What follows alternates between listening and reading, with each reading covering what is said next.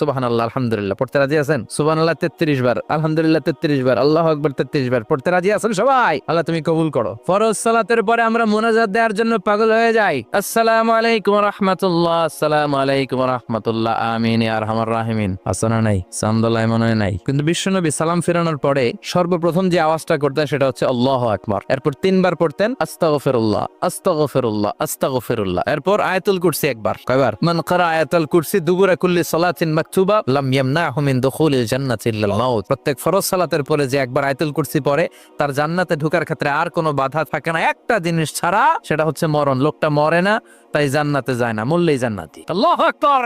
এরপরে 33 বার সুবহানাল্লাহ, 33 বার আলহামদুলিল্লাহ, 33 বার আল্লাহু আকবার। সবশেষে মিলাবেন লা ইলাহা ইল্লাল্লাহ ওয়াহদাহু লা শারীকা লা লাহুল মুলকু ওয়া লাহুল হামদু ওয়া হুয়া আলা কুল্লি শাইইন কাদির।